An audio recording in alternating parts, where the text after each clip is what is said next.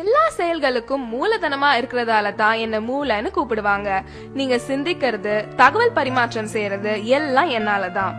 நான் ஒரு லைப்ரரி மாதிரி எல்லா விஷயங்களையும் கத்துக்கிட்டு கற்ற விஷயங்களை பத்திரப்படுத்தி வச்சு உங்களை பெரிய அறிவாளியா காட்டுறது நான் தான்.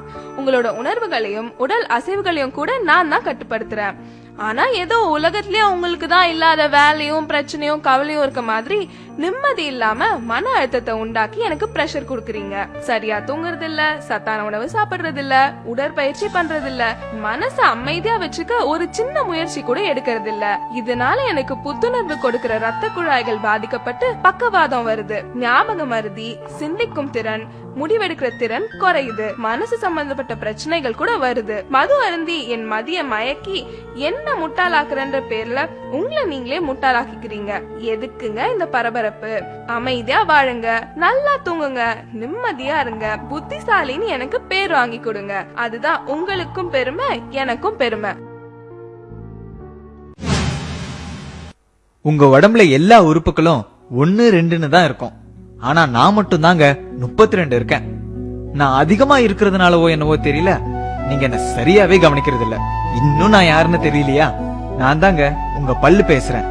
நான் நீங்க சாப்பிடுற உணவை மென்னு சிறு துகள்களா மாற்றி செரிமானத்துக்கு முதுகெலும்பா இருக்கிறேன்.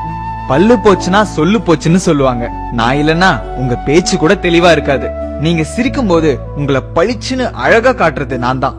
நான் இல்லன்னா நீங்க சிரிக்க கூட யோசிப்பீங்க.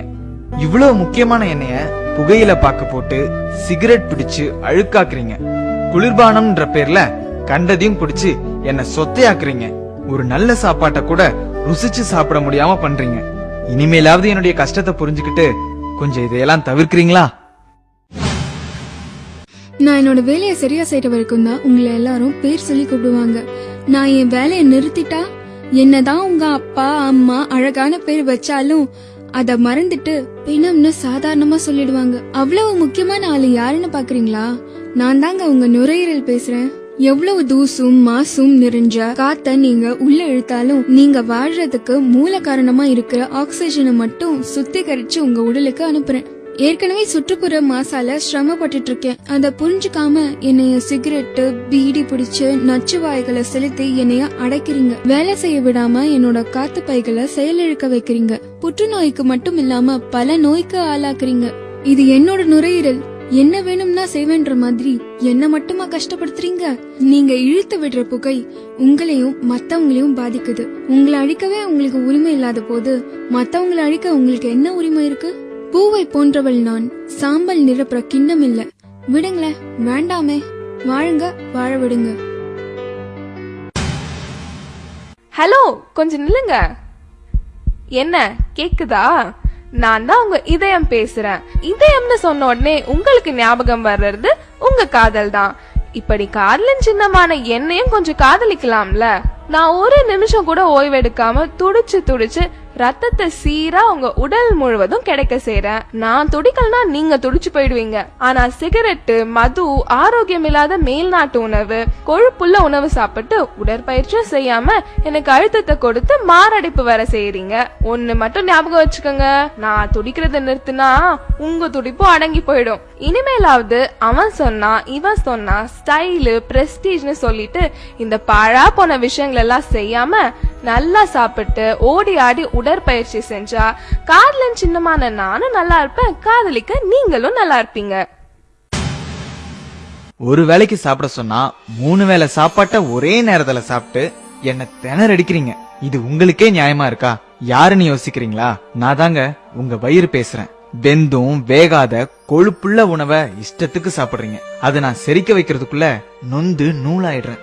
செரிமானத்துக்கு உதவி பண்றேன்ற பேர்ல கேஸ் நிறைஞ்ச குளிர்பானங்களை குடிக்கிறீங்க. இதுல மேலும் நான் புண்ணாயிடுறேன். இப்படி ஒரு பக்கம் அதிகமா சாப்பிட்டு சாகடிக்கிறீங்கன்னா இன்னொரு பக்கம் வேளா வேலைக்கு சாப்பிடாம டயட்ன்ற பேர்ல சாகடிக்கிறீங்க. இது போதாதுன்னு இன்னும் கஷ்டம் கொடுக்கற மாதிரி மது அருந்தி அந்த கசப்பை மறைக்க ஆரோக்கியம் இல்லாத உணவை சைட் டிஷ்னு ஸ்டைலா சொல்லிட்டு சாப்பிடுறீங்க. நீங்களே கொஞ்சம் யோசிச்சு பாருங்க, நான் எவ்வளவு மென்மையானவன்னு.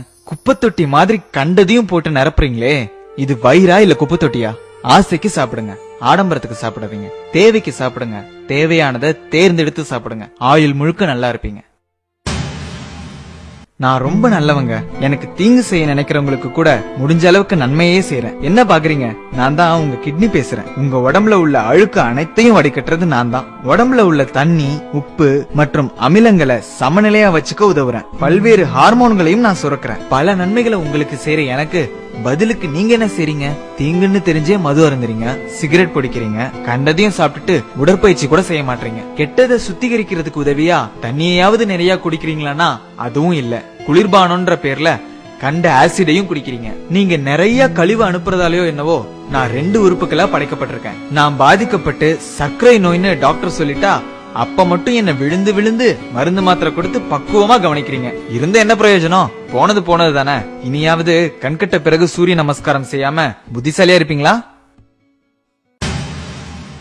நான் ஒரு சுத்திகரிப்பு ஆலை, ஒரு சேமிப்பு கிடங்கு. பல வேலைகளை ஒன்னா செய்யறேன். யாருன்னு பாக்குறீங்களா?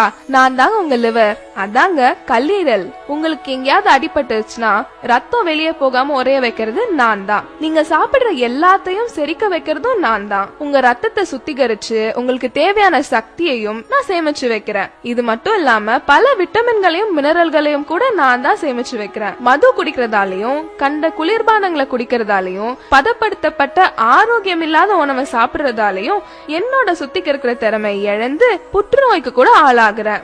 100 ரூபாய் டாக்டருக்கு ஃபீஸ் கொடுக்க கஷ்டப்பட்டுட்டு சின்ன சின்ன பிரச்சனைகளுக்கு எல்லாம் நீங்களே பெரிய டாக்டர் மாதிரி மருந்து மாத்திரை வாங்கி சாப்பிடுறீங்க. இதுக்கு பதிலா எனக்கு விஷத்தையே கொடுத்துடலாம். 100 ரூபாய் மிச்சம் பிடிக்கிறேன்னு 500க்கும் மேற்பட்ட வேலைகளை செய்யற என்ன கஷ்டப்படுத்தி நீங்களும் பல ஆயிரங்களை இழக்கிறீங்க.